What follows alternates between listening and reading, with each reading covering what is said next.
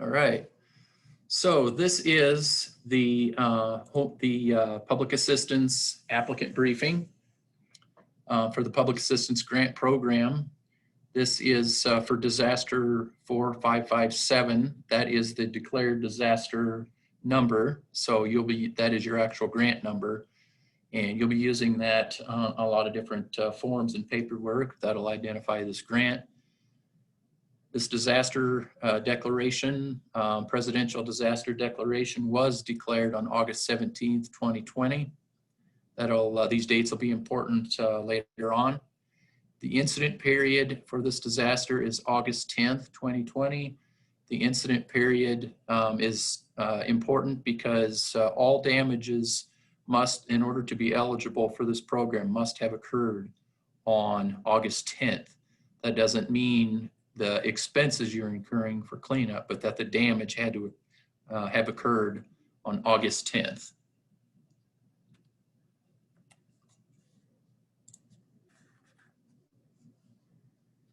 This applicant briefing, we'll touch on a few things here. We're going to review the process for submitting a request for public assistance. We're going to provide information on the public assistance, the PA program, and we're going to review claim rules and procedures necessary to obligate funding and to make claims. And as I'm recording this, I'm trying to figure out if I can get rid of this.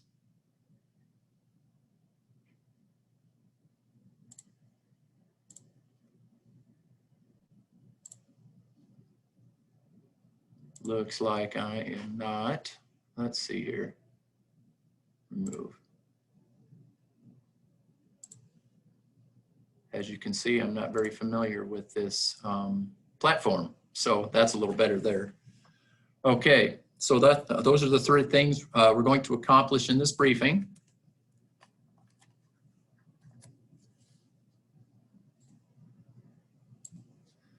The request for public assistance is the mechanism for you as if you're desiring to participate in this program. This is the way you would sign up to be participating in this program. It is called a request for public assistance. We also refer to it as the RPA. What this RPA does is it notifies FEMA and the state, of your intent to apply for funding under the public assistance program. To complete and submit the request for public assistance, you will be logging into Iowa Homeland Security's grants management system via the web here. It's at my.iowahomelandsecurity.org.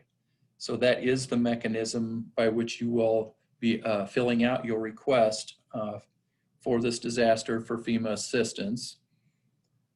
The deadline for submitting this RPA in every disaster, it's 30 days from the date of the presidential disaster declaration. That's set by regulation, that 30-day deadline. The declaration date was August 17th. So from that date, you have 30 days to get your request for assistance submitted into our system to us. If you're having some difficulty filling out that form, there is a video on our Homeland Security website, and you can click on the video, How to Submit a Request for Public Assistance with EM Grants Pro.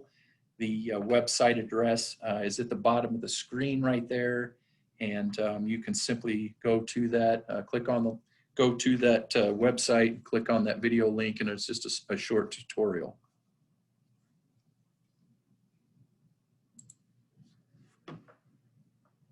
After you submit your request for public assistance into our Homeland Security's site, which is called EM Grants Pro, the state will then take the information you've provided us in EM Grants Pro, and we're going to copy it over into FEMA's grants portal. For your awareness, you will be working in two separate systems for this grant. The FEMA's grants portal is really intended for you and FEMA to interact back and forth. It's where your supporting documentation will get uploaded to. FEMA will be formulating your projects in their system. You'll be doing your reviews and so forth in the system. Iowa Homeland Security's EM Grants Pro system. That's really the financial and the grant management side of this process. In our system, the EM Grants Pro, you're going to be taking care of time extensions. You can check on your payments, and so you can manage everything in after FEMA's done awarding projects. You'll be managing your grants in our system. So to continue with this, once we've transferred your information over into Grants Portal, if you have never been in FEMA's Grants Portal before, we'll establish a contact for you, an account for you. Once that account is set up and your RPA is in there, you're going to receive a system-generated email that will come to the email address that you provided us, and it'll ask you to log into the Grants Portal, have a temporary password. You'll log in and get yourself all set up, ready to go for when FEMA arrives and begins discussing your information, your project information with you. Once the RPA, your request for public assistance, has been determined eligible by FEMA, then you will be contacted by FEMA. So first, FEMA needs to determine you to be an eligible applicant, then they will contact you. This slide just really shows just kind of a brief overview of the process, how things flow from the time the disaster struck to the time that the state share is paid. You can see that the applicant briefing, the little green box, is currently where we're at. We'll discuss a little bit more. Well, we have discussed the request for public assistance right now. And the next thing, once you're determined to be an eligible applicant, FEMA will contact you and you'll conduct a recovery scoping meeting, and just kind of so on and so forth through project closeout and payment. So this is just a general overview of how things will flow. The public assistance is intended to provide response and recovery to assist you with responding and recovering from disasters using federal and state grant funds to reimburse you for eligible disaster-related costs. This grant program does have a cost share. There is a 75% federal cost share, so FEMA will be providing you 75% of your reimbursement, which leaves a 25% non-federal share. Of that 25% share, the state will participate in 10% of that, which leaves a remaining 15% that you, the locals, will have to absorb, and will not be reimbursed for that 15% of your eligible expenses. There are some unique and specific roles and responsibilities as we go through this process. I like the diagram in the top right-hand corner. You can see those circles. You as the local jurisdiction, FEMA and the state, we're all kind of connected there. So we're going to be all working together simultaneously at many times, doing many different things, but we're all going to work together with the intent of getting you reimbursed for some of your disaster-related expenses. FEMA's roles, they really manage the program, the overall program. This is their federal grant program. FEMA approves project worksheets, we refer to them. The old days, we used to have old paper worksheets, but everything will be done in FEMA's Grants Portal now electronically, but you'll still have the ability to print out materials for your records if you wish. So FEMA does all of the approving and obligation of funding. They provide technical assistance to the state and to our applicants. The state of Iowa's job, our department specifically, will educate you as an applicant on the program. We will work with FEMA to manage the program. Our department administers 100% of the project funds, so all the federal money that's involved with this will come to the state, and as projects are awarded and payments need to be made, our office will be making payments to you. It will still be federal money, but it won't say anything about, it won't say FEMA, or it won't say anything about federal funds. It will come from the state, but it will be federal money. And we also will be monitoring your projects that are awarded under this program all the way through closeout. Your responsibility as an applicant is really to identify what damage you have incurred as a result of this derecho event. You're also going to be required to provide FEMA with the data that's necessary for FEMA to develop an accurate scope and cost estimate, either estimates if the work's not done, or providing supporting documentation showing what your actual costs are. And it will be your responsibility to manage these projects funded under the program.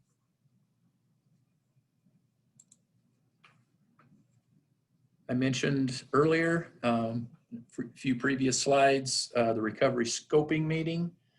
This will really be your first substantive meeting that FEMA will be leading with you. There'll be a lot of introductions done. Usually the state it participates as well. FEMA is going to take the time to explain in greater detail the PA process, any forms, timelines, and project management requirements. And they're also going to begin discussing what damages you have incurred. And they will let you know, and by regulation, by federal regulation, you have 60 days from the date of this recovery scoping meeting to present all of your damages to FEMA. And that's not necessarily all of your supporting documentation, but just identifying what has been damaged. And FEMA is going to assess your needs specifically. It's going to be one-on-one with you and answer any questions you might have regarding the program.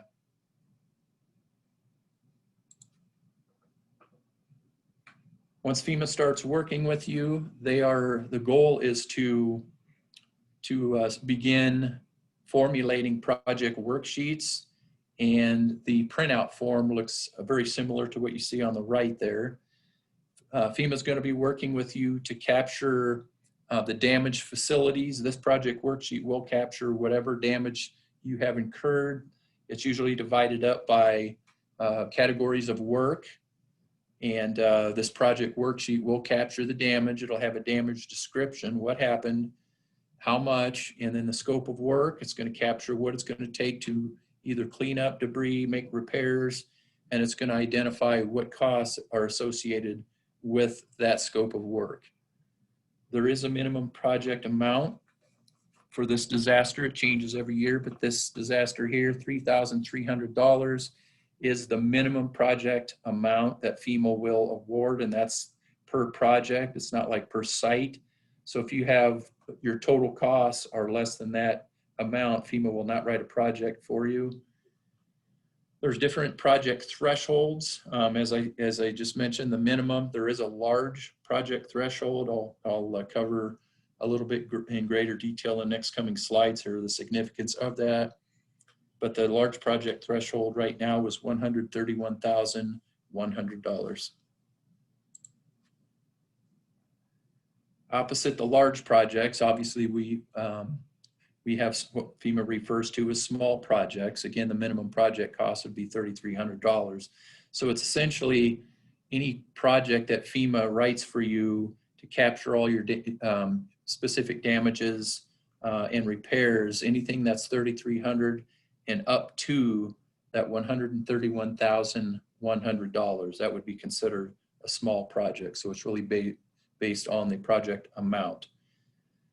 The significance of small versus large with small projects, as soon as FEMA awards that project or they obligate the funding for that project, our office will make payment to you for the full federal share. The entire 75% will be paid to you whether the work's completed or not.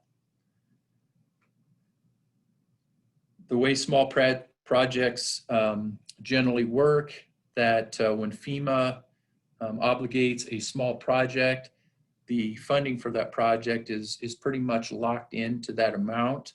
If you end up completing that scope of work and it costs less to complete it than what it was written for, FEMA's not going to ask for the federal portion back. You can keep it. The flip side of that is if it exceeds that small project obligation amount, you cannot request the additional funds for that project. There are some conditions, we'll talk about that in a second, some exceptions, I should say. All of your small projects must be, as soon as 100% of them are complete, we will close all of your projects together, your small projects, that is. We'll close all of your small projects at one time when each one of them are 100% complete. Once once you certify your costs, these projects are closed, then the state share will be paid upon closeout. As I mentioned about the small projects, if it costs you more than what the project was obligated for, generally you cannot request additional funding. The exception would be is if you incur what we refer to as a net small project cost overrun. You need to request this within 60 days of completing your last small project.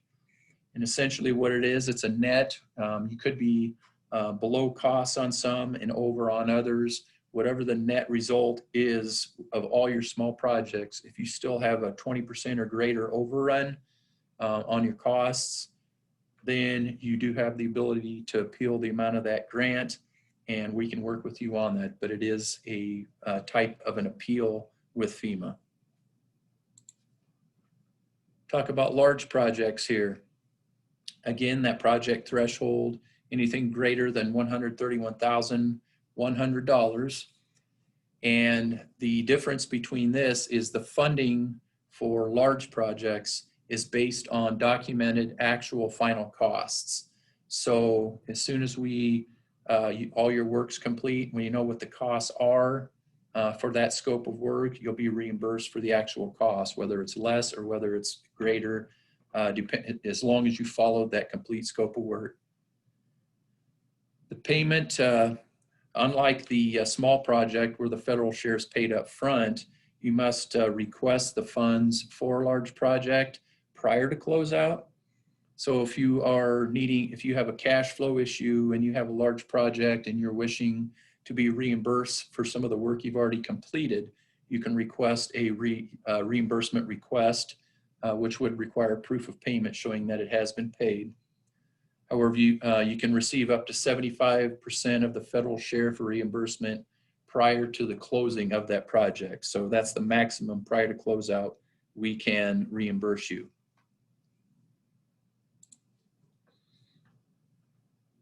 This slide really shows the different types of applicants that are eligible to apply under this program. I like the pyramid at the top there. It really is a good diagram showing kind of the upward progression of the different eligibility that FEMA looks at in order to determine if your expenses are eligible for reimbursement. Obviously, the very bottom of the pyramid is you need to be determined an eligible applicant. The next block up on that pyramid is facility. So once you've become an eligible applicant, the next thing FEMA is going to look at is whether you own and operate an eligible facility. Facility can really be just about anything you own. It could be a building, it could be a vehicle, most anything. And it's also referred to address your debris removal needs. In order for a facility to be eligible, it must be damaged as a result of a declared event. It must be located within a declared area. Generally, the area is your legal responsibility. As I mentioned the legal responsibility as you, an eligible applicant. It must be in active use at the time of the disaster, and it must not be under the authority of another federal agency, such as the Corps of Engineers, Federal Highway, so on and so forth. FEMA divides their assistance in their projects that they write for you up into two general categories: emergency work categories and permanent work categories. Your emergency work categories are categories A and B. You can see debris removal and emergency protective measures. Your permanent work categories are categories C through G, and you can see the types of facilities those projects will fund. And then last, just the category Z, which refers to management costs. You will have the ability to, if you're tracking your time for managing this grant, if you're tracking it properly, you can be reimbursed for some of your management costs for managing the grant. Emergency work, this is category A. Again, if you notice on the pyramid, we've jumped up to the next step in the pyramid. They kind of added an extra step in there for immediate threat, but we're up to work now. So now that we know we have an eligible facility, now FEMA needs to determine, is the work eligible? So for category A, debris removal, it's pretty obvious what debris removal is. The important thing to do, or to understand, excuse me, is that debris removal must be meant to eliminate immediate threats to lives, public health and safety, eliminate immediate threats of significant damage to improve public or private property, ensures economic recovery of the affected community, and so on and so forth.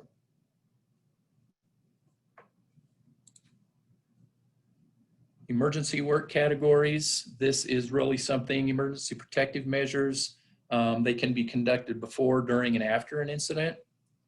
And again, in order to be eligible, this type of work must be to eliminate or lessen immediate threats to lives, public health, and safety, or eliminate or lessen immediate threats of significant additional damage to improve public or private property in a cost-effective manner. So it's very similar to category A, the difference with this being that these are measures you're taking immediately once a disaster strikes, and once you're out there assessing, getting out right away, you're clearing off your roads, pushing things to the side. You might be having to go get generators and so forth. It's that immediate emergency protective action that you're taking that would fall under this category B. Your permanent work categories here, I mentioned they're C through G. FEMA provides funding for permanent work. The work is required to restore a facility to its pre-disaster design, which is refers to its size and capacity, and in function, pre-disaster design and function in accordance with applicable codes and standards. FEMA also requires that, this is something relatively newer, FEMA consensus-based codes, specifications, and standards. This really applies to buildings, electric power, bridges, potable water supplies, wastewater, mostly these critical facilities. FEMA requires that applicants incorporate specific codes and standards that are based on these kind of a consensus-based code and standards. They're going to require that those be implemented into that repair. If anybody's going to have any facilities that they do intend on repairing and using this federal grant program to do so, this might be something you're going to want to discuss with your program delivery manager. And that would be the FEMA representative that works with you. Permanent work continued here, category C through E, C, D, and E. I don't believe we're going to have too many roads, bridges, or maybe I doubt water control facilities, but I know for a fact we have buildings that have been damaged, could be equipment that's been damaged. So we may have some category E projects to write for you, depending on your specific damages. Category F and G, I know we've had a lot of rural electric cooperatives that have had damage. That would fall under category F. FEMA would write a Cat F project for them. Municipal utilities would be the same thing. Category G, it's possible. I have actually heard of some damage that's occurred in parks. A lot of falling trees have damaged picnic tables and certain park facilities, so that would fall under a category G. And then, as I mentioned earlier, a Category Z project, which would cover a lot of your administrative time. There is a limit to it, but it does give you the opportunity to be reimbursed for some of your costs. A lot of your, I like to refer to them as non-direct costs that aren't specific to a project, such as attending this, the time you're spending, listen to this applicant briefing could be an example of that, and other meetings and providing documentation to FEMA. So the final component of evaluation that FEMA will look at for eligibility is cost. So we worked our way all the way up. Now we know what works eligible. Now certain costs have to be eligible that are tied to specific types of work. Again, costs must be directly tied to the performance of eligible work. Your costs must be adequately documented. Your costs must be reduced by any applicable credits, such as insurance. FEMA will be taking a look at your insurance policy. So those are some, you may be wanting to reach out now to your insurance vendors that you work with, your agents, and obtain an electronic copy of your insurance policy. FEMA will be asking for it. So any insurance proceeds you're receiving for damages will be deducted from your project, so we don't have a duplication of benefits. A little bit more about that later. Your costs must also be consistent with your own internal policies, necessary and reasonable to accomplish the work properly and efficiently. Those are just some eligibility requirements for cost. Other eligibility requirements for cost are based on the type of work, the different categories of work that you are performing. So for emergency work, which is category A and B, only overtime labor costs are eligible for emergency work categories, and the overtime would be paid out based on your established pay policy. When you see FA labor costs, I should have mentioned this to start, that refers to force account labor. Force account labor, FEMA refers to this as your employees that work for you. These aren't contractor costs, these are your own employees that work for you as a local jurisdiction. There is a pilot program still being ran by FEMA right now during disasters, which says under category A, which is debris removal, that if you participate in that, very simple, you may need to sign a form or just simply opt in, tell your FEMA person that works with you. Opting in will allow you to claim your regular time for category A and your overtime as well. So you can claim both for your debris removal operations for your employees. In addition to just the rate you pay your employees, the portions of fringe benefits that your local jurisdiction pays to each employee can be reimbursed as well, figured as a percentage of their regular hourly rate per your policy.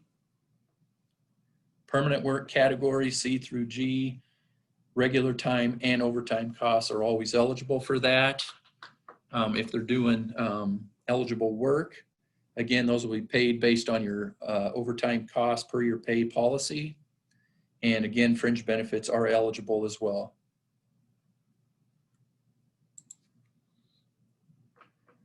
Every cost, every cost that you submit to FEMA will need to be supported in some way. For force account labor, these costs must be supported by time and effort reporting. Most jurisdictions, if not all that I've seen, have timesheets that your employees fill out and are signed by managers and identify what types of activities are being performed. So you need to ensure for proper documentation that you're completing one of these time records for each employee and must account for 100% of all hours worked during the time period being claimed. And it must delineate each federal activity or the work you're doing on a project. It must delineate that work from all non-federal activity, which would be their normal job duties. So essentially, your timesheet, it's going to record all of the time your employee works for that pay period, but any time they're working for this, under this grant, whether it's collecting debris or making repairs to something, you're going to want to make a notation on that timesheet, breaking down the hours that they worked under one of these grants, and keep that, make sure it's clearly identifiable separately from their normal work conditions or their normal work duties. And this must coincide with each employee payroll period. You may need to supply some payroll documentation, which would support your costs. You're submitting to FEMA for the hourly rates and so forth, and your fringe benefits. So sometimes that payroll documentation will be requested up front. If not up front, when we go to close your projects, we'll likely be asking for this payroll documentation at the end. Your management cost projects are your Category Z projects. Again, mentioned it a little bit ago. If you're incurring administrative labor costs that you're tracking, that you can charge to associate with specific projects or actions for managing this grant, you can claim those costs. Some of those activities are like site inspections with FEMA, evaluating any hazard mitigation measures that you're working with FEMA on. You're going to be reviewing your projects in grants portal. You're going to be emailing your FEMA person, possibly your state person, collecting, filing, copying, uploading documents to FEMA's grants portal. All of those things, all of those activities can be considered management costs. So if you're tracking your time accordingly, then you can be reimbursed for those costs through this Category Z project. There is a cap to that amount, but you do have the ability to do so. The same documentation requirements apply as what we just discussed in the previous slide with the force account labor. Your equipment costs, again, force account equipment would refer to the equipment you own as a local jurisdiction. It's not contractors' equipment, it's the equipment you own and operate. So if you have staff out working with your owned equipment, if they're tracking their hours, it can be eligible for reimbursement. The equipment does not, as you know, doesn't go on overtime. It's when it's being operated, there is a cost to do so. So whether your employee's using it on their overtime or regular time, the whole time that equipment's being used is eligible.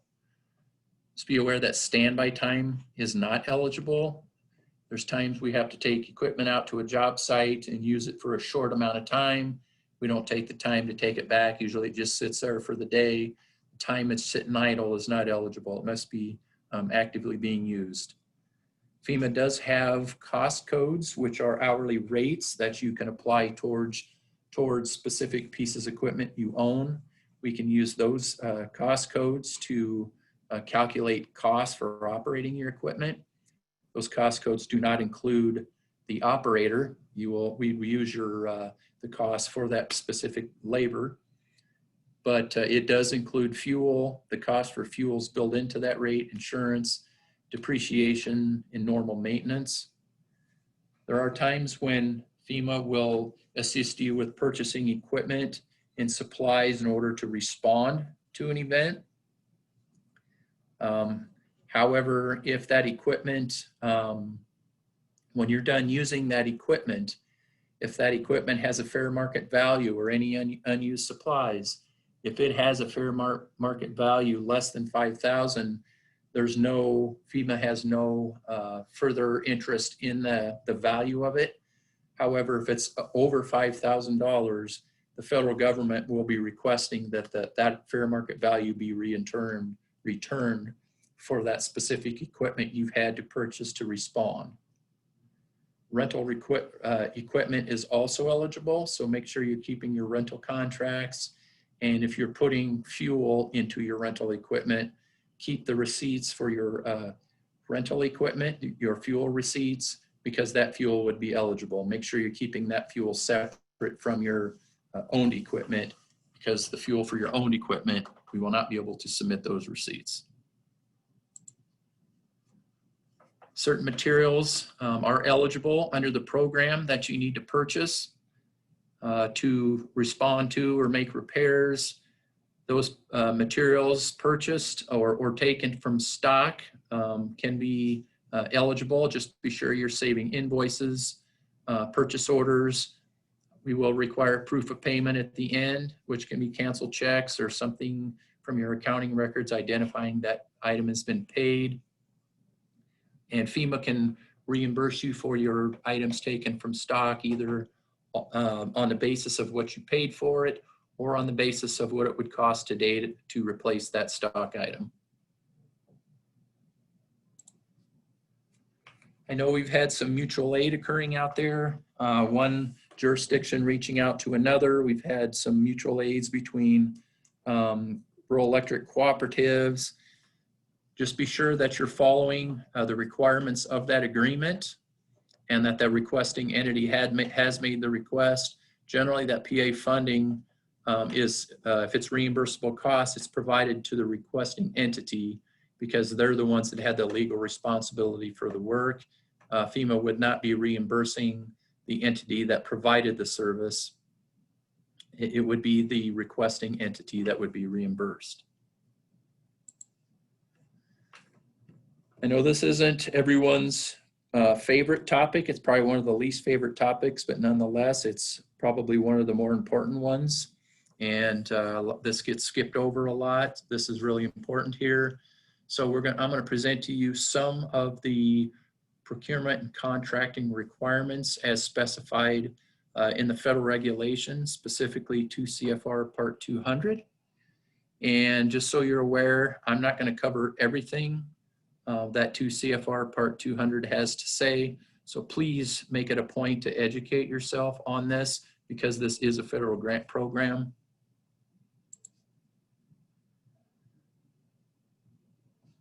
So state government applicants, which would be, say, IDNR, Iowa DOT, any state department, they will follow the same policies and procedures that they would use for procurements with non-federal funds that are spent. So essentially, they just follow the same procedures they normally do. A little bit different for non-state applicants. The regulation states that you must use your own written procurement procedures that reflect applicable state, tribal, local government laws and regulations. Underlined there, provided that the procurements conform to applicable federal law and standards. So essentially, FEMA is going to look at, did you follow your own or did you follow the federal requirements, the most stringent? That's what's going to be important here, is if the federal regulation is more stringent than what you have currently adopted as your own, you're going to follow the federal. But if yours is more stringent, you're going to follow that. And we can talk about that in a little bit here. So tribal, local governments, and private nonprofits, certain ones that are eligible must comply with the following federal standards. This isn't everything. These are just a few things that we see that are missed and are looked over a lot. You must provide for full and open competition. That's huge. And keep in mind that contracts for consultants on retainer, that is considered restrictive. You must conduct all necessary affirmative steps to ensure the use of minority businesses, women's business enterprises, and other labor surplus firms are used whenever possible. The Iowa Economic Development has a website with targeted small businesses that you can search their website for specific businesses that would fall in this category. You must ensure that you're using, you're at least soliciting these types of firms because it is a federal award. You're to exclude contractors that develop or draft specifications or requirements for a statement of work, and then turn right around. You just need to make sure that you're not inviting that contractor right back to bid on that same work that they just developed all these specifications for. That would be an unfair advantage, and it would not be, would be disadvantage to other entities that are bidding on that work. Maintaining a written standard of conduct, covering conflicts of interests, and also governing the performance of employees who engage in the selection, award, and administration of contracts, and also maintaining records sufficient to detail the history of the procurement. So all of your bid tabulations, your sole source procurement justifications, all of those need to be maintained records to detail that history.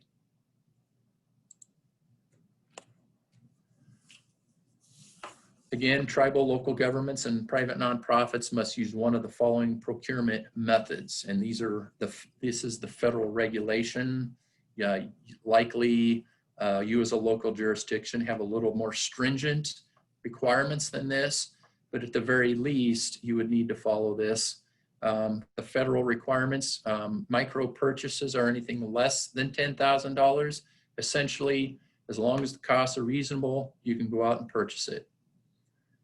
Small purchase is any type of purchase of goods or services that are less than $250,000. In the grants world, this sometimes is often referred to as a simplified acquisition threshold. The federal regulation essentially just says purchases of this size, you can really go out. They're informal, more of an informal procurement action where you can just get several price quotes. Generally 3 is the minimum. Of course, sealed bids, which is more of a formal procurement action, requires for formal advertising. Competitive proposals, which is generally used for qualification-based entities such as engineering and different types of organizations that help you consult. They're consulting firms and so forth. Non-competitive procurement is an eligible procurement type. It must not be the very first thing you resort to, and it is limited to primarily to emergency work. And one or more of the following must apply in order for you to enter into non-competitive procurement actions. The items only available from a single source. The public exigency or emergency for the requirement will not permit delay resulting from competitive solicitation. I know a lot of us have been or are in that situation right now, and it depends on everybody's situation. It's not just a blanket thing. If you have debris, it's an emergency. That's something you need to determine yourself as an applicant. The third, FEMA or recipient expressly authorizes in response to a written request from the applicant or after a solicitation of a number of sources, the competition is determined inadequate. I know that's been happening as well. A lot of contractors are working right now. It's difficult to get people to respond. There may not be a whole lot of competition out there. But whatever you're doing, make sure you're documenting all of your procurement actions, because that will be absolutely critical in case of an audit. Just a few other things about procurement under exigent or emergency circumstances. This non-competitive type procurement is allowable under certain circumstances, and as the previous slide said, one of those reasons had to have occurred. And an immediate action is required to address the public exigency or emergency. And just reiterating what I mentioned in the previous slide. That emergency does not allow for a delay for competitive solicitation. The important thing to remember is that this does represent an exception to federal requirement, which is to provide for full and open competition. So you really need to be careful under federal grants, the non-competitive procurement actions. FEMA approval is not required to enter into to do these types of procurement actions. However, it does not relieve you from complying with other procurement requirements and from ensuring that the costs are reasonable.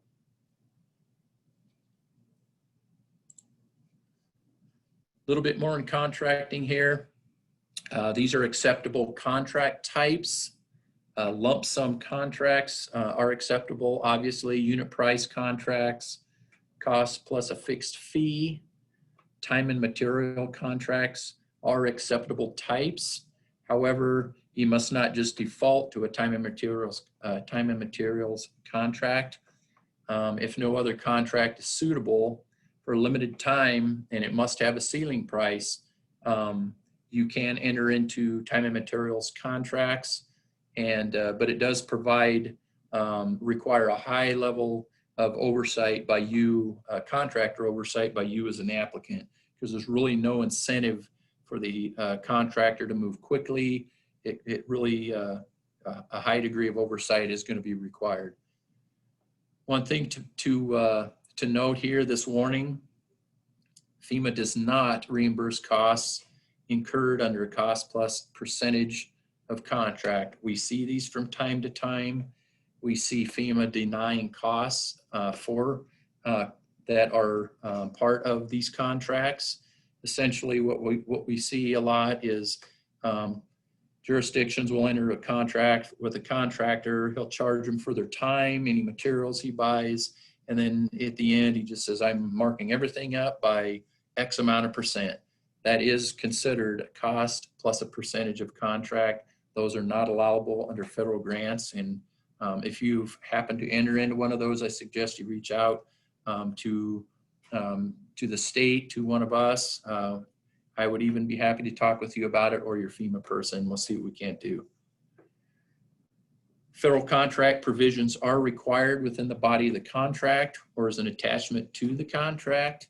Those provisions are part of 2 CFR Part 200, and those are found in Appendix 2 of the regulation. You must not use suspended or debarred contractors for your federal award. We don't run across this a lot. However, we do from time to time. The federal government keeps track of contractors who have been, who have defrauded, or somehow they've become debarred and are not allowed to work on projects that are funded by federal dollars. You can search for these contractors. I recommend every contractor you hire, you go to the sam.gov website. It has a simple search function where you can type in the name of a contractor and search, and that if there's any suspensions or debarments for that contractor, it will show up there. So that is a requirement that you'll need to ensure. Just a few time and material contract pitfalls. Obviously, we talked about it a little bit, entering into time and material contracts without a ceiling. That's a common pitfall. They're very open-ended. And as I mentioned, there's no contractor incentive to be efficient. As long as they're out there working, the dollars are clicking. Not ensuring costs are reasonable, so make sure you are definitely negotiating your rates. Failure to include a termination for cause and for convenience. This would be for contracts in excess of $10,000. So make sure your contracts have that. As I mentioned, the debarment and suspension of irresponsible contractors, not checking that is a common pitfall, and lack of contractor oversight, another common pitfall. Make sure you understand this is your grant. You're the one that's driving this ship.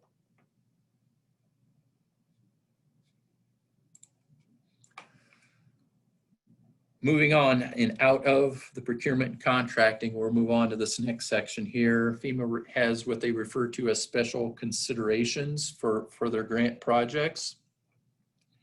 These are considerations other than really basic program eligibility, like we just discussed, costs and types of work and all that.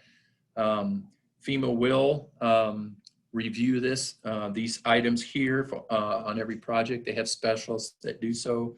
They have an insurance specialist, they have a hazard mitigation specialist, and they do have environmental and historic preservation compliance specialists that will review every project to ensure each project is in compliance. Insurance, we mentioned it, I discussed it briefly at the beginning of the presentation. FEMA cannot provide assistance for disaster-related losses if those losses have also been reimbursed or covered through your insurance policy. That would be considered a duplication of benefits, and that is not legal to do so. So FEMA will take a look at your insurance policy. that you provide to them. So if FEMA reviews your policy, they believe that the costs you've submitted should be eligible or should be reimbursed by your insurance company, they'll reduce your project amount by the anticipated insurance proceeds, or they'll reduce it by the actual costs, or excuse me, the actual dollars that you have received from your insurance company.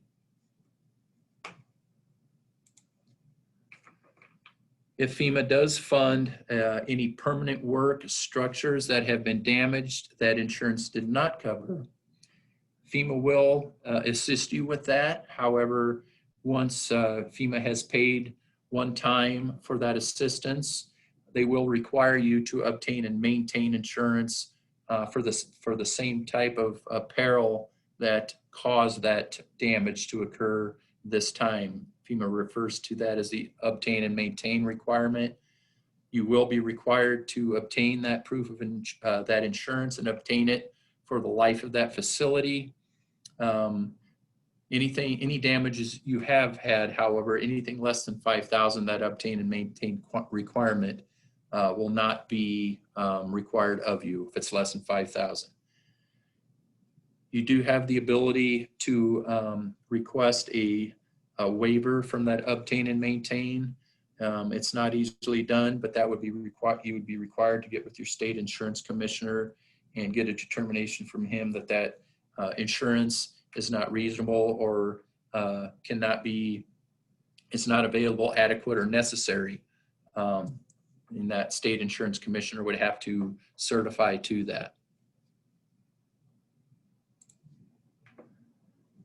Hazard mitigation, Section 406 of the Stafford Act provides for additional funding during presidential declared disasters.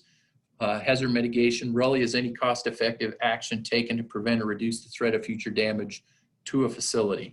So we're trying to do something to improve, to make that facility more resilient, so the next time it'll either prevent it or at least lessen the damage to it. It applies only to permanent work, category C through G. I don't know how much hazard mitigation we will have for this event. It seems to be driven so much more by debris, but we do have permanent work damages out there. In order to be eligible also, it must be determined cost effective by FEMA. If you are interested in any hazard mitigation, please discuss that with your FEMA person when they're working with you to develop your projects.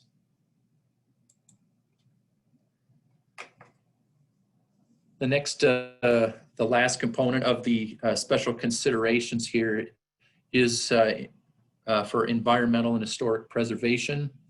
This is an extremely important subject, and it must be considered and taken seriously for all federal awards, not just for this FEMA's public assistance program. But essentially, FEMA must review each public assistance project. So each project they write for you, no matter what category of work it is, they're going to do a review on it. Their specialists are going to review that. They need to ensure the work complies with applicable federal environmental, historic preservation laws, their implementing regulations, and applicable executive orders.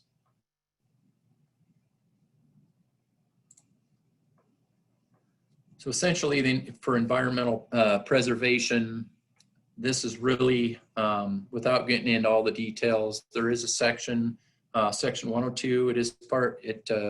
It specifies that the National Environmental Policy Act, it has made that law, requires federal agencies to integrate environmental values into their decision-making process, and then to consider the environmental impacts of those proposed actions and any reasonable alternatives to those actions. So it really takes a look at what we are completing on our projects and determining what type of impact that's going to have on the environment, and if there's any alternatives.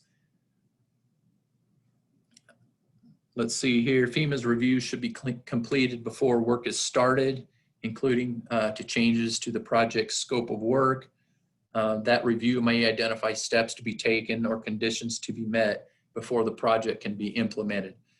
there are some requirements that allow for, or there are some situations that do allow for work to be started where FEMA wouldn't necessarily need to engage their environmental or historic preservation folks. And that's essentially when you're returning a facility back to its exact pre-disaster size, function, capacity. So there is some exceptions to that. I don't want you to get too hung up on that the review must be done prior. And same goes for like this debris removal. You haven't had to receive pre-approval from FEMA, but what they will be looking for to comply with environmental preservation, they will be looking to ensure that the debris has been properly disposed of. That's just one example in this event.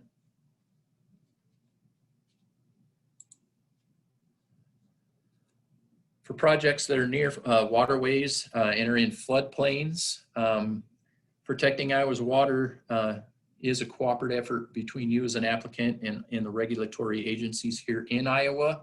And in Iowa, those regulatory permitting agencies are the Iowa Department of Natural Resources and the United States Army Corps of Engineers.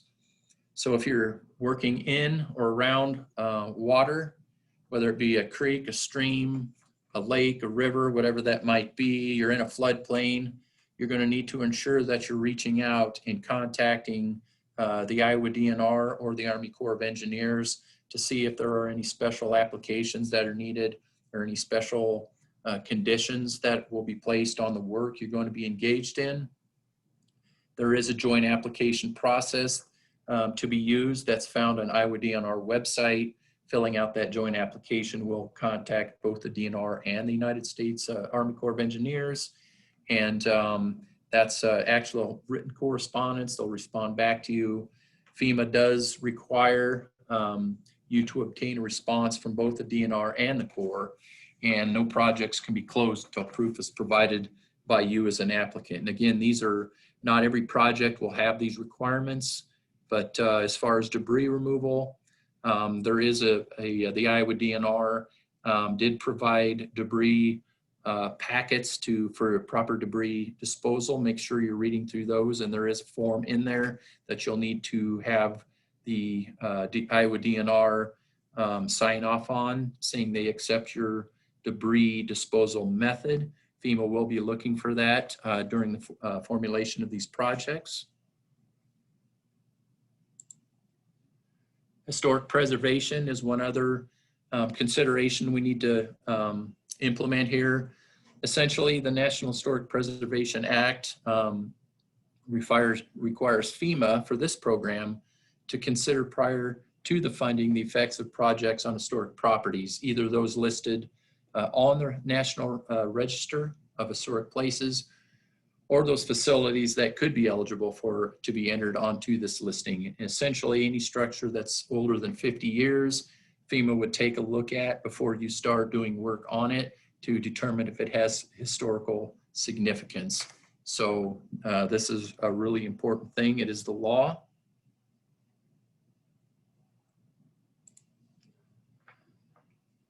FEMA does have a few ways that you can change and tailor the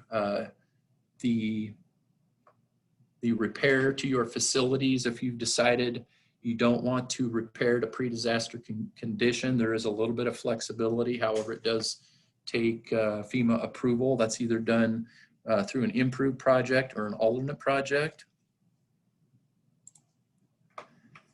Improved projects are for permanent work only, and the funding's limited to the federal share of what it would take to repair that facility back to its pre-disaster condition. So essentially, if you want to make improvements to a facility, FEMA would cap the project amount, and any costs above that project amount would be your responsibility.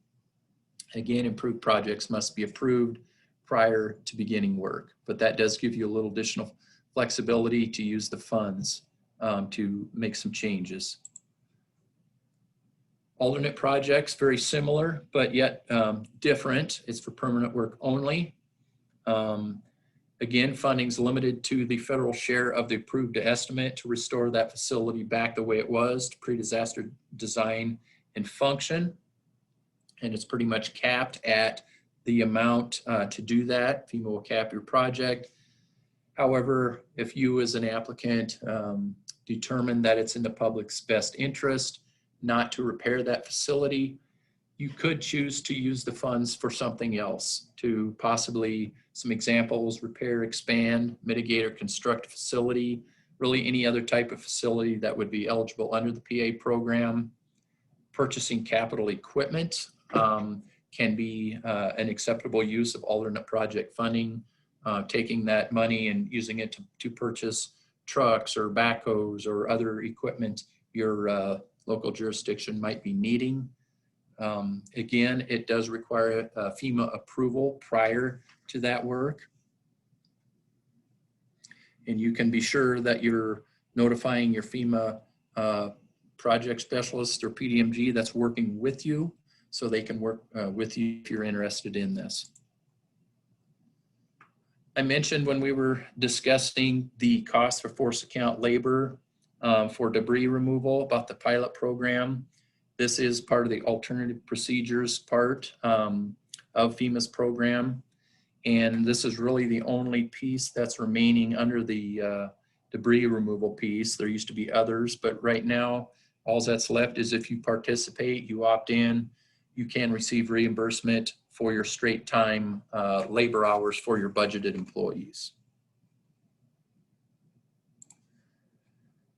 The other part of the alternative procedures, this is really for permanent work here. These are projects, FEMA refers to them as 428 projects. That's really Section 428 of the Stafford Act, and they're still piloting this right now. This is only for large projects. You could have one or multiple projects you want to do this on. Essentially, FEMA will write a project to restore your facility back to its pre-disaster condition. And if you accept a fixed cost offer, subaward estimate for that facility, for that project, you can then combine that with other fixed estimate subawards. That allows you a little more flexibility on using the funds to make your repairs. If you're short on one facility, you can use the funds from this other facility to kind of offset some of that if they're all part of this fixed cost offer estimate. However, FEMA must approve these prior to construction. There are a few benefits. I know I'm rushing through this, so if this sounds interesting to you at all, be sure you're talking to your FEMA person about this as well. The benefits are, really the biggest benefit is, I mentioned, you can share the funds across all permanent work pilot projects, and any excess funds that you have left over after completing all your work, you can hang on to that money and use it, but there are limited uses for that funding, that extra funding. Just be aware that all the alternative procedures must still follow any EHP reviews. 406 mitigation still applies. Insurance reductions could still come into play with these fixed cost estimate projects. Almost done here, just a few more slides left. Let's talk about project management a little bit here. Record keeping, time limits, progress reports, and audits. Record keeping, you must, as an applicant, it's your responsibility to establish a public assistance disaster project file. You must track your expenses and your revenues uniquely to each project, and uniquely from all other expenses you're incurring on your normal day-to-day use. Supporting documentation is required for all claimed costs. We touched on a few of those earlier with labor and other expenses through receipts, invoices, so forth. You need to ensure you're retaining your documents for all your approved work for a minimum of 3 years.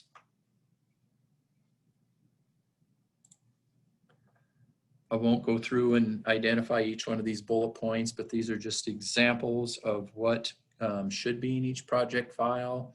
If applicable, of course, you've got receipts, your labor and equipment documentation, your contracts, any of your permits obtained from the Iowa DNR, Army Corps of Engineers, various correspondence and so forth.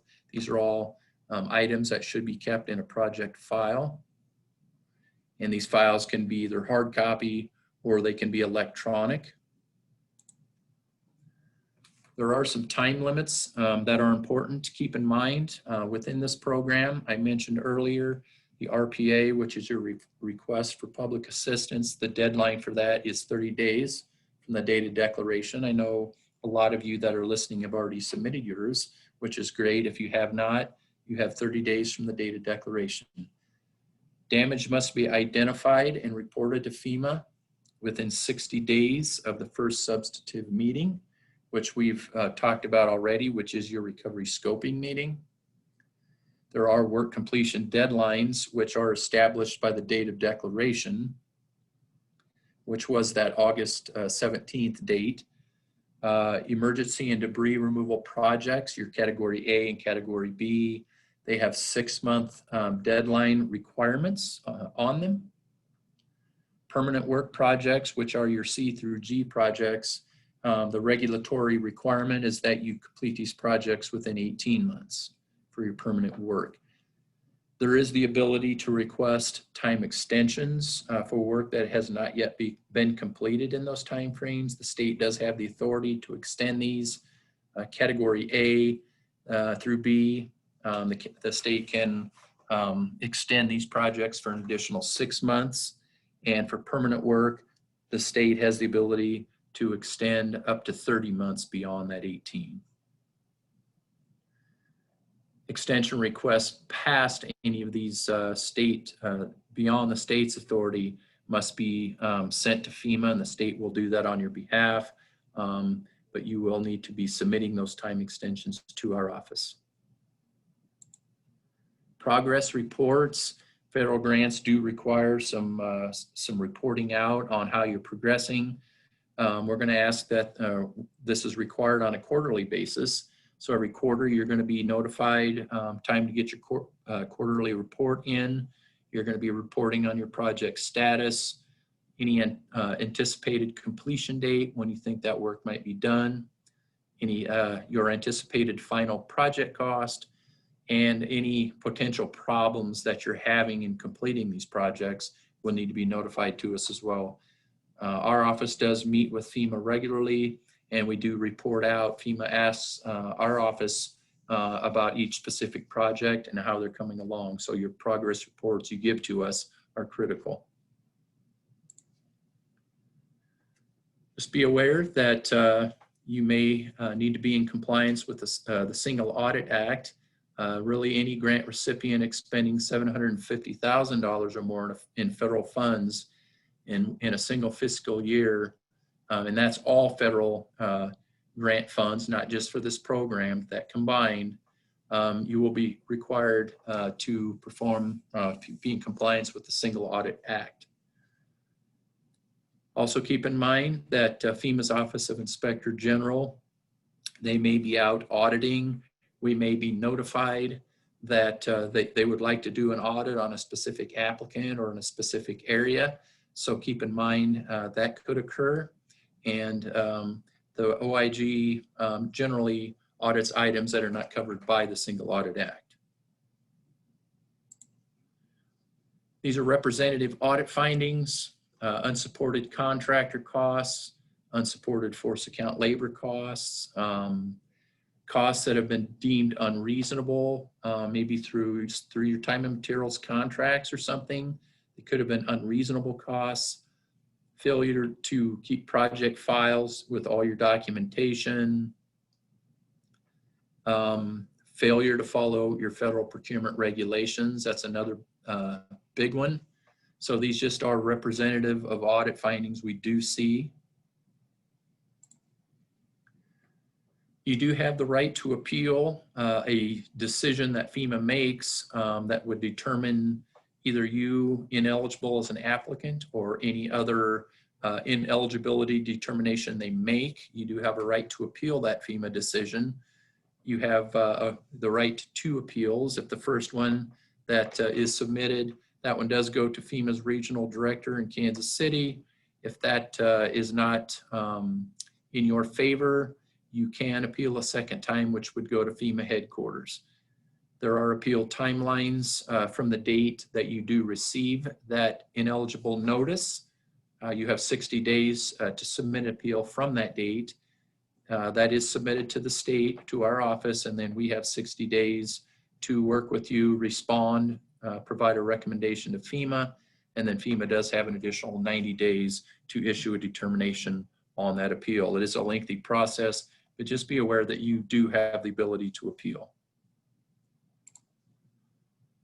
And real close to being done here, these are the references that were used throughout this entire presentation, just so you're aware that this isn't made up stuff by me, by our office, anyone else. This is federal law, this is federal regulation, this is public policy, policy guidance for FEMA's PA program.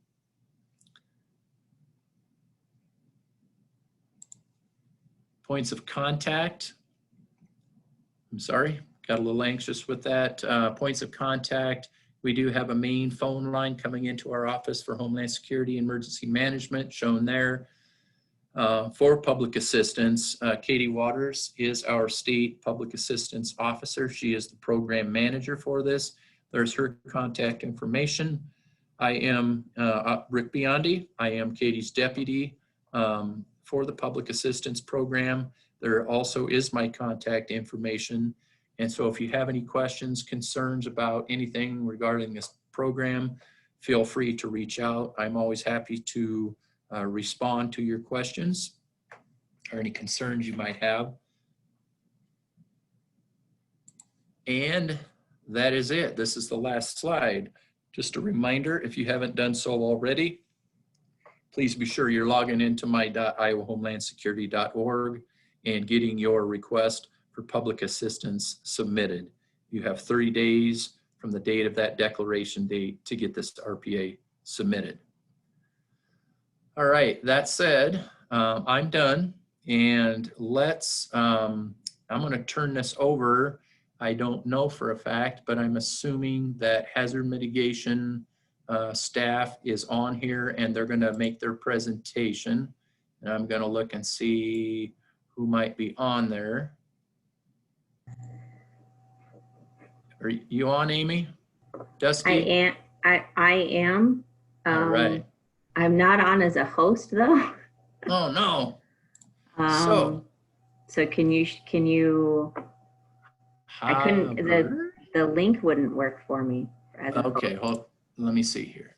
Let me see if I can. I think there's a way. I'm sorry, guys. Learning this new platform here. I need to find you. Oh, love it. Love technology. Where are you at, Amy? I wish I don't. Maybe Amy, if you let me email, try to. Well, why don't you've got a couple questions in your chat box. Let me log out and see if I can get back in as a host, and then I'll go from there. Okay. Great plan. Okay. Great plan. Let me see what we got here.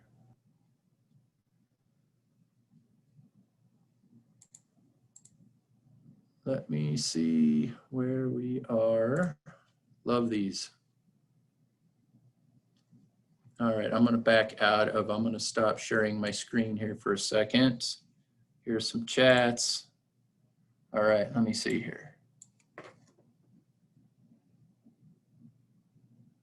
One of the questions, do we need to negotiate costs even when handling contractors through the bidding process? I guess, let's see.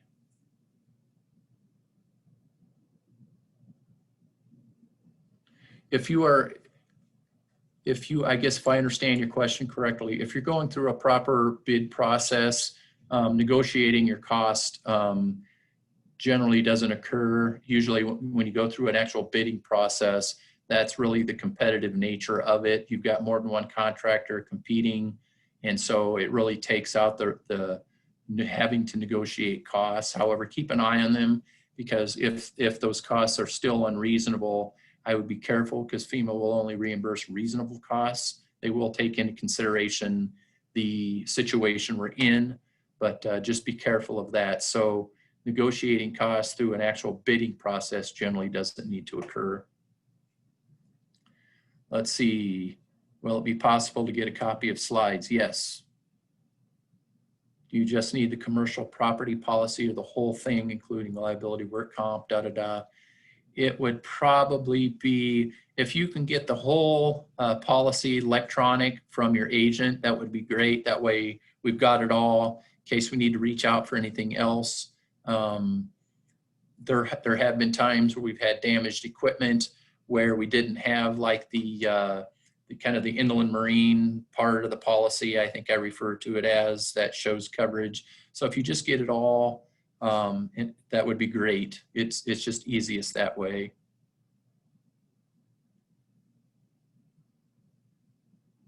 And somebody has asked here, I'd like a copy of the slides as well.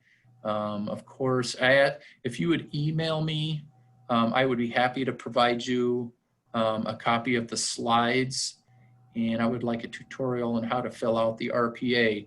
There is a tutorial on our Iowa Homeland Security website, not the my.Iowa Homeland Security, not our grants management system, but our actual Homeland Security website that is available under the disasters and public assistance piece. So Heather, if I can give you a direct link to that, if you would like me to, if you would email me, I can do that. Amy, you back on? I am. Any luck? I think I can get it to work now. Okay. We will have some time after Amy does her presentation to answer some questions. If you want to take your phones off mute, whatever, I'll be on and we'll kind of work through that. So go ahead, Amy.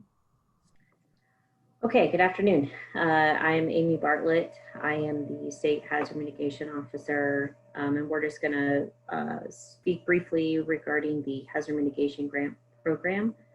It is a funding source that becomes available after a presidential declaration. So there is funding directly tied to disaster 4557. A lot of things for HMGP are similar in public assistance. So the eligible applicants are any state, tribal, or local government, and then certain private nonprofits. This funding source is available to any organization within the state in those categories, so it's not just restricted to the 16 counties. And we do focus on mitigation measures. So rather than repair or restoration of damaged facilities, we look to prevent future damage and hardship for the projects that are funded under this. These are just some code references similar to what Rick referenced for public assistance that authorize the program, the administrative requirements that we follow both at the federal and the state level. There's a lot of information in these sites, but it can provide some information. FEMA also has a very good website on their different mitigation programs that they make available. And our office does manage not just the HMGP program, but the other programs for mitigation through FEMA. There is a planning requirement for the Hazard Mitigation Grant Program. Typically, the County Emergency Management Commission and or agency develops and maintains these plans, both the comprehensive plan, which includes the operations, mitigation and recovery plan at the county level, and then also the local hazard mitigation multi-jurisdictional plan at the county level. So one of the first requirements we look at for HMGP is to ensure that the jurisdiction is and has participated in an approved FEMA hazard mitigation plan, and that the identified action for mitigation has been identified in that plan. If that's not the case and you're still interested in mitigation, we can work through some amendments on those mitigation plans at the county level in order to make the jurisdiction and the project eligible under the programs. The funding for HMGP is based on the total federal award for the disaster. So it is a calculation off of public assistance and individual assistance, since both of those are declared. Right now, our estimate is to have approximately $9 million in eligible project costs to distribute. It is a cost share similar to public assistance. So the maximum federal share any project would receive is 75%. The typical local share is 15% and the state contribution is 10%. Sometimes we do amend those cost shares project by project, depending on the availability of funds and the desire to complete the work. Some applicants take a larger cost share, but that's not a requirement.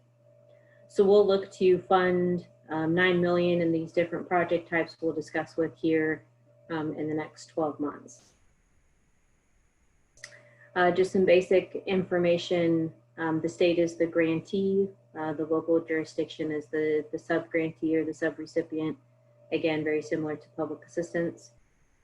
We do take a look at the priorities that the state has identified within the state hazard mitigation plan and try to align projects not just with those priorities, but with the need in the disaster declared area first. Like I said, I'm the mitigation officer, and my team works through and helps develop those applications, submit them to FEMA, and then manage them through the life of the grant. Some commonly funded project types that we look at for HMGP can be found in the state mitigation plan. It is on our website. But this is just kind of a recap of what some of those projects are. The first priority the state looks at is to remove structures from the special flood hazard area. So we do a lot of property acquisition and demolition projects throughout the state to reduce those future damages. We can also do infrastructure projects for detention and retention basins, flood protection measures that may include green infrastructure. We've looked at road infrastructure projects. If there's a continued inundation or road closures in a certain area, wetland restoration, urban flood control measures. There's quite a list of priority one projects that the state has identified in an effort to reduce future losses. Another one of those somewhat specific to this event would be electric utility hardening. That can be either at the municipal level within a municipality, or it can be a rural electric utility that spans multiple counties. And then the last one that we fund a lot under this priority, because we tend to be the only funding source for this type of work, are warning sirens. So we take a look at communities that have outdated tornado sirens or a lack of tornado sirens within their community or the county, and we can fund those types of projects to upgrade or to install one of those. Other projects we take a look at fall within the priority 2 or the priority 3 categories. We can elevate certain critical facilities such as wastewater lift stations. Those tend to be what we focus on. And then we can install backup generators for critical facilities, shelters, community centers that act as shelters, fire stations, different structures within a community. And then we can also fund public tornado safe rooms. We see a lot of these come in from different school districts around the state that are looking to either construct or to retrofit an existing building with a tornado shelter for their students and their community. We can also do those with, again, community safe rooms, fire stations, any public facility within the community may be eligible. And then some small flood barriers, so things that may be more along the lines of small berms around a critical facility or lifeline protection. We do accept notice of interests year-round. So even if you don't have a project that's ready to go at this point for funding, we could still look at that project and make a determination on the eligibility of that project. We will take a look at the projects we have in the queue to make sure that the future benefits or future loss avoidance for that project is greater than the total project cost. So we can take into consideration flood damages to the structure, damages to private infrastructure surrounding it, road closures, different benefits that would reside if the project were to be completed. The projects do have to be technically feasible and effective. The number of projects will depend on the funding we have available. Typically, we get a couple of disasters a year, and so we're able to fund a number of projects every year. With the $9 million, which I would project to go up, depending on the public assistance grant funding made available, that could fund quite a few projects within communities. You know, if you're looking at anywhere from a $50,000 project to a couple $100,000 project, and maybe even into $1 million or more, depending on what your community is looking for. But we will try to mitigate the worst first. So we do focus a lot on the flood impact. That's kind of the state's #1 hazard. So we do focus a lot on mitigating the impacts of floods and future damages. But we do take into consideration those other priority projects and try to move those through the queue as well.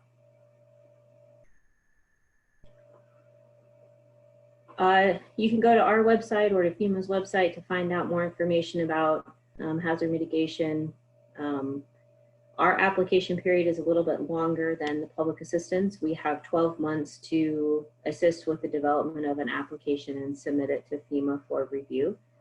And so we will look to have applications completed in July of 2021 with a deadline of August to get those to FEMA for review. And then projects, typically construction periods or action periods, will run from anywhere from 18 to 48 months, depending on what type of project it is. Similar to public assistance, if there's a need for an extension based on the scope of work and the construction timeline, we can take a look at that too. Some important things to remember about mitigation, as Rick discussed, public assistance does have some mitigation funding available. Depending on your type of project under this disaster, that may be an option for you in the project that you're looking at. There is limited funding in any of FEMA's hazard mitigation programs, and they are available statewide. So we do work with a multitude of applicants in an effort to fully utilize the funds and develop appropriate applications within the time frame. I will say FEMA does not do mitigation projects. We expect the community or the county to do the projects, maintain the projects, and make sure that they're feasible and technically sound. And then the local match on these projects can be met with in-kind services as well, if that's identified up front. Typically, local match is a cash match or another. We sometimes see other grants come into play that are locally awarded, locally funded, can be used as match too. So that can be a discussion point depending on what your needs are and the type of project you're looking at. And like I said, HMGP is not the only source of mitigation funding through FEMA and our office. They do have 2 annual funding sources. The first is Building Resilient Infrastructure in Communities, or BRIC. If you have been familiar with our programs in the past, this is replacing the pre-disaster mitigation program. So PDM sunsetted last year, and they're switching over to BRIC. It's pretty similar project types as HMGP. I would say the only one they don't fund under BRIC are warning sirens. But the similar project type, similar process as far as applications, benefit cost, much shorter application period. So that's why we tend to develop projects throughout the year in order to get them eligible for that funding source. And flood mitigation assistance, those projects are built to reduce claims to the National Flood Insurance Program. Typically, they are community-wide flood mitigation projects that would reduce the floodplain within the community or remove structures from the special flood hazard area. Those are both, like I said, annual allocations, and they are both nationally competitive. So the state doesn't have a lot of influence on which projects are selected or funded. But those application periods are typically at the end of a calendar year with awards following the following summer. They are the same cost share as HMGP. It's a 75% federal, 15% local, and 10% state. And we just have some visuals on different types of projects that we've discussed that we've completed in the state. So like I said, the state priority to remove structures from the floodplain, it does afford for cost to demolish and acquire the structure from the homeowner. It's a voluntary program, and the homeowner is eligible for any pre-disaster fair market value of the home. And it does make the property permanently deed restricted, and so you cannot develop or maintain anything on the property, but it could be used for recreational purposes. We have communities that transition those areas into certain park areas and different wildlife areas. A large flood control measure that we did in Cedar Rapids in conjunction with public assistance after 2008 was to put in the flood wall around the treatment facility. That was a massive undertaking, obviously, but similar types of projects can be done in smaller communities at a smaller scale if needed. This is an example of something similar in Burlington with the flood wall around their water facility. Elevation of critical infrastructure such as lift stations. So we can come in and do a project to move that out of the flood zone or the flood area in order to prevent future loss of service to the community and future damage to that station. Similarly, with detention or retention basins, we can assist with the funding of those in an effort to reduce the flow of that the flood inundation into the community and potentially reduce impacts to private and public structures. The hardening of power lines, typically we see these after ice storms, but since this windstorm impacted that industry as well, we may see some of these. But typically it's hardening of not just the lines, but the poles to make sure that they withstand either a certain amount of ice and wind or wind. They have different calculations they can do. Another option would be to take those lines underground in some instances to prevent future damage and loss of service. Warning sirens are typically a big ask under HMGP. There's a number of communities that need upgraded systems, or their community is expanding. They need additional sirens within their community, so we can take a look at both of those. And then backup generators for critical infrastructures in different facilities.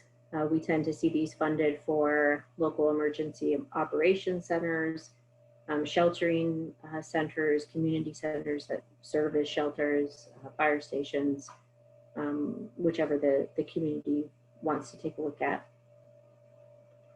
And then safe rooms, majority of what we have funded in the past are for school districts. This is an example of a gymnasium / cafeteria, but we've also done them for community centers, conservation board centers. We don't typically do standalone tornado shelters, the drop in place ones, and we don't do residential safe rooms. This is our contact information. My contact information directly, and then my deputy is Dusty Pagonis. You can reach us via email or phone. We use the same websites as Public Assistance does. So to submit a notice of interest on any type of application that you want us to take a look at, it is still through the my.iowahomelandsecurity.org. You would have an option to, once you're registered, you would have an option to submit either a request for public assistance, as Rick was speaking, or at any point you could go and submit a notice of interest for mitigation. So that's all I have. So let's see here. I'll stop sharing my screen and go back. So at this point, I think, Rick, you were going to take any